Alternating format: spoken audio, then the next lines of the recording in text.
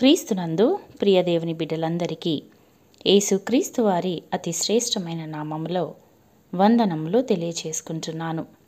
నేటి దిన ధ్యానాంశము అంజూరపు చెట్టును శపించుట. మత్తయి సువార్త 21వ అధ్యాయము 18 నుండి 20 వచనములు. ఉదయమందు పట్టణమునకు మరలా వెళ్ళుచుండగా ఆయన ఆకలిగొనెను.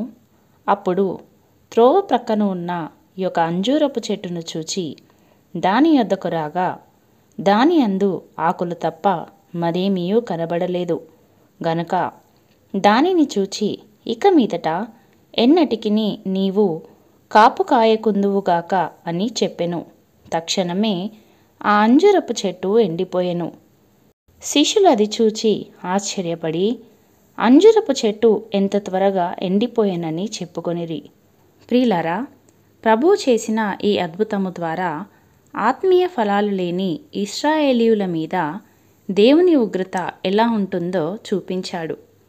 పాత నిబంధన గ్రంథంలో అంజూరపు చెట్టు ఇశ్రాయేలు జాతికి సూచనగా ఉన్నది. హోషేయ 9వ అధ్యాయము 10వ వచనంలో దేవుని వాక్యము సెలవిచ్చినట్లుగా, అరణ్యములో ద్రాక్ష పండ్లు దొరికినట్లు ఇశ్రాయేలు వారు నాకు దొరికిరి. చిగురు పెట్టు కాలమందు అంజూరపు చెట్టు మీద తొలి ఫలము దొరికినట్లు మీ పితరులు నాకు దొరికిరి. అంజూరపు చెట్టు అనే ఇశ్రాయేలు వారు ఆకులతో అనగా ఆచార వ్యవహారాలతో సాంప్రదాయాలతో పచ్చగా ఉంది, కానీ ఆత్మీయ ఫలాలు వారి జీవితాలలో లోపించాయి. ఆత్మీయ ఫలాలు లేకుంటే అంజూరపు చెట్టు వలె దేవుని ఉగ్రతకు గురి కావాల్సి వస్తుంది అనే ఆత్మీయ పాఠాన్ని ప్రభువు వారికిని ఈ వాక్యం ద్వారా మనకును నేర్పిస్తుంటున్నాడు. ప్రియులారా, అంజూరపు చెట్టును శపించుట అనే ఆత్మీయ పాఠము ద్వారా మన విశ్వాస జీవితాలను బలపరచాలనేది ప్రభువు ఉద్దేశమై ఉంటుంది. ఆయన చేసే ప్రతి క్రియలో అనేకమైన ఆత్మీయ మేలులు దాగి ఉంటాయి. వాటిని మనము అర్థము చేసుకొనగలిగితే అవి మనలను ఆత్మీయ లోతుల్లోనికి నడిపించగలవు. ప్రియులారా, అంజూరపు చెట్టు ఫలించే విధానము మనము చూచినట్లయితే మిగిలిన చెట్లు ఫలించే విధానానికి వ్యతిరేకంగా ఉంటుంది. అంజూరపు చెట్టు మొదట కాయలు కాస్తుంది. ఆ తర్వాత ఆ కాయలను రక్షిస్తూ వాటి చుట్టూ ఆకులు పెరుగుతాయి. అంజూరపు చెట్టు ఆకులతో నిండి ఉంది అంటే ఆ చెట్టు నుండి కాయలను ఆశించడము తప్పులేదు. ప్రభువు చూచిన ఆ చెట్టు కూడా ఆకులతోనే నిండి ఉందనే విషయాన్ని విస్మరించకూడదు. కానీ ఆకులతో నిండి ఉన్న ఆ చెట్టుకు ఒక్క కాయ కూడా లేదు. అయితే మార్కు సువార్త 11వ అధ్యాయము 12 వచనమును మనము చూచినట్లయితే అది పండ్ల కాలము కాదు అని వ్రాయబడినది. అవును ప్రియులారా, ఇప్పుడు మనలో కొన్ని సందేహాలు కలుగుతుంటాయి.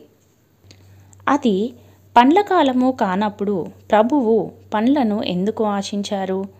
పండ్ల కాలము కాని కాలంలో కాయలు లేనందుకు ఆ చెట్టును శపించడం ఎందుకు అనే సందేహాలు మనకు కలుగుతుంటాయి.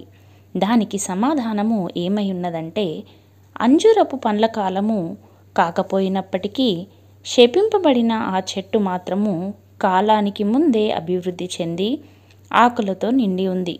సారవంతమైన భూమిలో ఉన్న ఆ చెట్టు ఆ కాలానికి ముందే ఆకులతో నిండి ఉన్నట్టు ఫలాలతో కూడా నిండి ఉండాలి. చూడడానికి ఆకులతో పచ్చగా ఉన్న ఆ చెట్టు నిజానికి ఫలాలు లేకుండా ఉంది. అందుకే ప్రభువు ఆ చెట్టును శపించినాడు. ప్రియులారా, ఇశ్రాయేలీయులు కూడా పైకి ఎంతో ఆత్మీయమైన వారుగా భక్తిగలవారుగా కనిపించేవారే గాని దేవుడు కోరిన ఆత్మీయ ఫలాలు వారిలో ఉండేవి కావు. ప్రియులారా, అంజూరపు చెట్టు వలె పైకి భక్తి గలవారి వలె ఉండి వేషధారులైన వారిని దేవుడు తప్పక శిక్షిస్తాడు అనేది నేటి వాక్యము ద్వారా మనము నేర్చుకునే పాఠము. ఫలింపని అంజూరపు చెట్టుకు నీరు, ఎరువు పెట్టి ఫలిస్తుందేమోనని మరొక సంవత్సరము అవకాశమిచ్చి అప్పటికి ఫలింపకపోతే నరికివేయబడుతుందని వాక్యము సెలవిస్తుంది. ప్రభువు ఆకలిగొని అంజూరపు చెట్టు దగ్గరకు వస్తే అది ఆయన ఆకలి తీర్చలేదు. అలాగే విశ్వాసులమని పిలువబడుతున్న మనము కూడా చాలాసార్లు ప్రభువు ఆశను, ఆయన చిత్తాన్ని నెరవేర్చలేకపోతున్నాము. ఫలింపని ప్రతి చెట్టు నరకబడి అగ్నిలో పడవేయబడినట్లు వాక్యము సెలవిస్తుంది. కాబట్టి ప్రియులారా, ఆత్మీయంగా ఫలించడము మన జీవితాలలో ఎంతో ప్రాముఖ్యమైనది. ఆ అంజూరపు చెట్టుకు నిండా ఆకులే గాని కాయలు లేనట్టు మనము కూడా పైకి ఎంతో భక్తిగా కనిపిస్తూ, ఎంతో సేవ చేస్తూ కూడా దేవుడు కోరిన విధేయత, దీనత్వము, ప్రేమ, పవిత్రత లేకుండా ఉంటూ ఉంటాము. ఇటువంటి జీవితము మనము జీవిస్తుంటే అంజూరపు చెట్టు ఎండిపోయినట్టు మనము కూడా దేవుని ఉగ్రతను పొందవలసి ఉంటుంది.